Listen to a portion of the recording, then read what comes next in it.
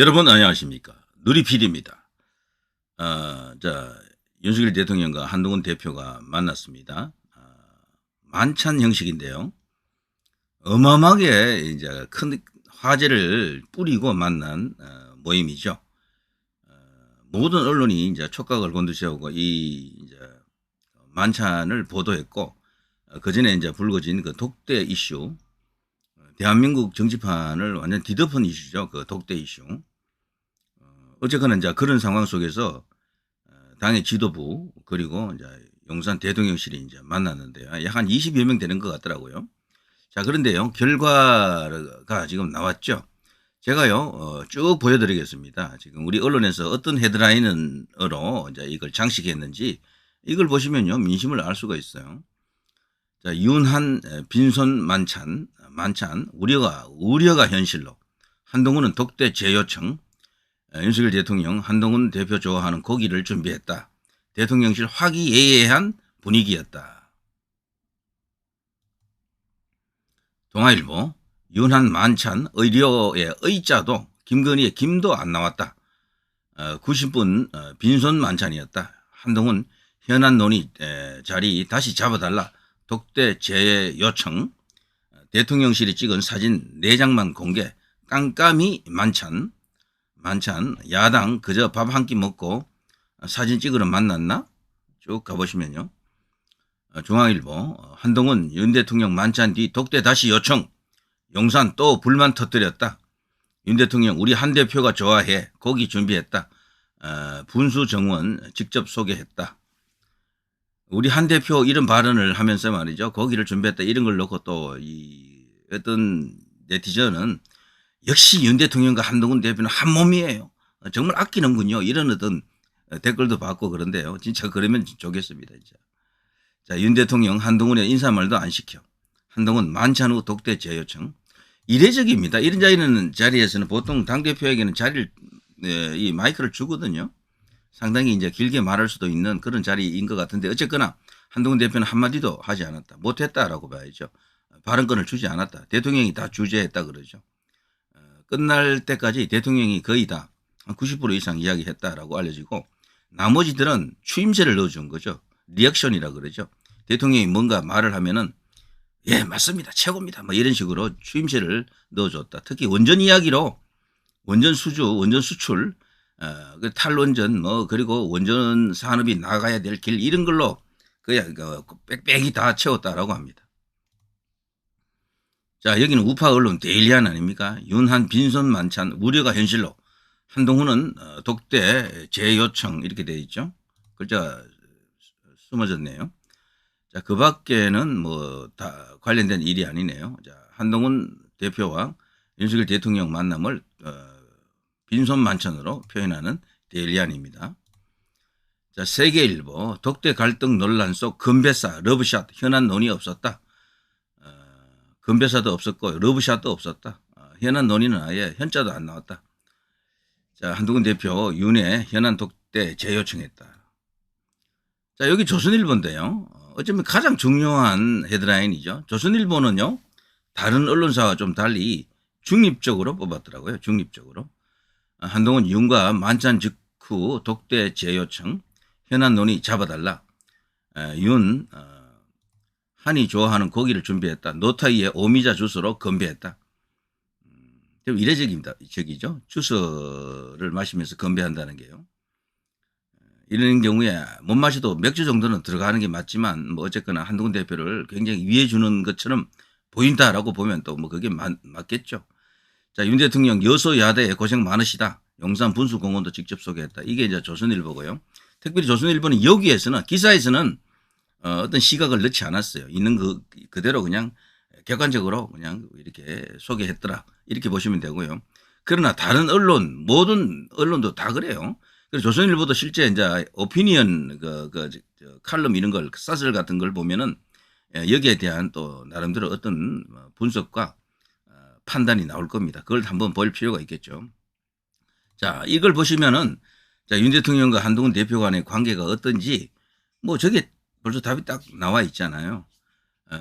용산을 보게 되면은 한동훈 대표와 아득히 멀어져 있는 느낌이 드는데 그렇다고 완전히 끊어진 건 아니에요. 작은 줄은 있는 겁니다. 아직 뭔가 연결되는 그 줄이 있다라고 이제 볼 수밖에 없고 서로가 서로 손을 완전히 놓은 건 아니에요.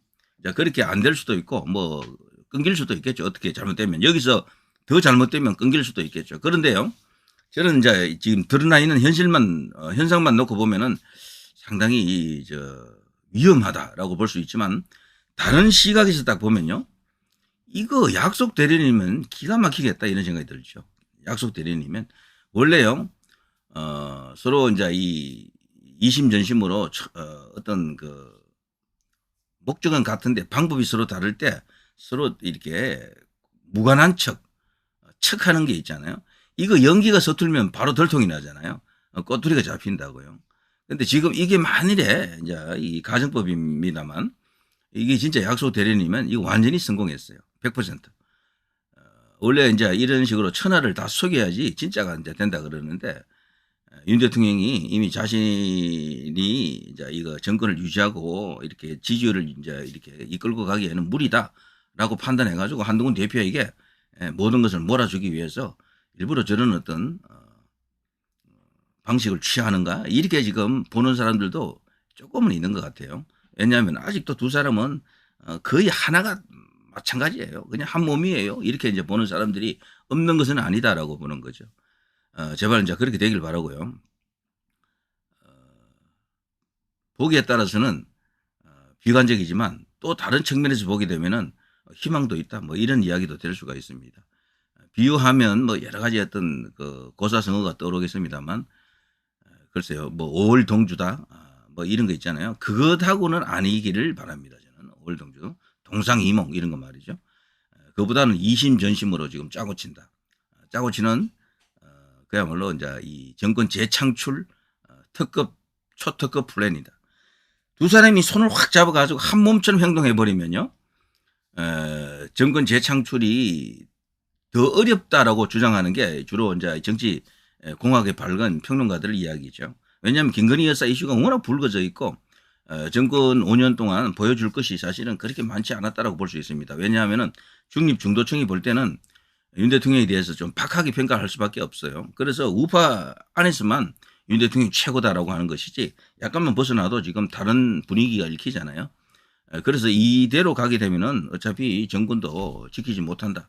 그러자면은 철저하게 차기 유력 주자인 한동훈을 분리시킨다. 뭐 이 전략이다 이렇게 이제 본다 그러면 이거는 뭐 엄청난 일이 되겠죠. 엄청난 일이. 그걸 이제 한번 기대해 봅니다. 저는 어쨌거나. 자, 아무튼 이번에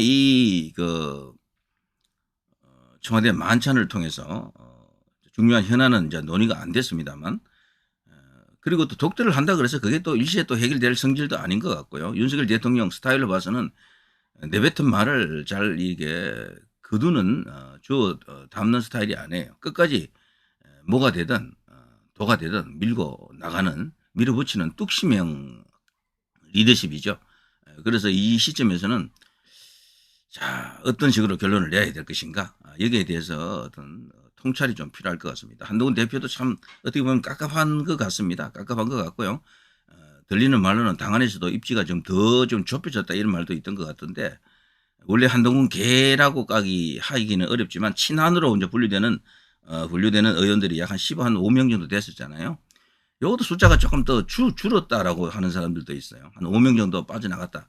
배현진 의원도 요즘은 한동훈 대표하고 아무런 그 연결성이 없는 것처럼 보이는데 그 사이에 뭔 변심이 있었는지 또 이렇게 제가 생각하는 사람들도 많아요. 자, 아무튼 이것이 말이죠, 창조적 파괴가 될지 또 다른 어떤 보수 2.0으로 가기 위한 진통인지는 시간이 말해줍니다. 그리고 가장 중요한 것은 현 시점에서 이제 추석 후에 여론조사 결과가 이제 발표가 지금 안 되고 있는데요. 조만간 나올 겁니다. 그것도 굉장히 중요해요. 최근에 이제 대통령 지지율 조사는 있었죠. 그걸 보게 되면은 윤석열 대통령은 28, 9% 정도 나왔더라고요. 어느 정도 그냥 방어하고 있다라고 생각이 됩니다. 당 지지율은 여전히 이제 민주당에 비해서는 좀 처지고 있고 이런데 이런 것들이 어느 정도 이렇게 숫자가 이제 반등하는 그런 일이 일어나야 되겠죠. 이제 그때까지는 참고 견뎌야 됩니다. 이대로 그냥 질이 멸렬하게 그냥 무너질 수는 없는 것 아닙니까? 그리고 이게 또 약속 대련일 가능성도 사실 작지만 없는 건 아니에요. 그걸 하나 또 이제 기대를 해보고요. 그래서 나중에 깜짝 감동의 어떤 그런 상황이 또 올 수도 있습니다. 얼마든지 이제 그게 불가능한 것은 아니다라고 이제 봐야 되고요. 자, 아무튼 이런 식으로 이제 한동훈 대표 나름으로, 그리고 용산은 용산 나름으로 어떤 정치적 색채, 칼라를 지금 드러냈다라고 봐야죠. 자, 이런 속에서 이번 이제 10월 재보궐선거가 있겠죠. 이제 여기도 하나의 이제 분수령을 맡습니다. 민주당은 지금 선거에 지금 올인하는 분위기로 가는데 말이죠. 한동훈 대표도 지금 어차피 이렇게 된 거 독대 이런 것보다도 선거 챙기는 게 더 나을 것 같습니다. 지금 부산 금정 그리고 저 강화 군수 이 두 군데 다 이길 경우 한동훈 대표의 리더십은 완전히 이제 공인이 된다 이렇게 볼 수가 있겠죠. 그 반대인 경우에는 이상한 또 상황이 또 터집니다. 그렇기 되면은 자, 약속 대련이다. 신의 한 수다. 자, 이것을 한번 믿어보면서요. 자, 마치겠습니다. 누리 PD 김준희였습니다.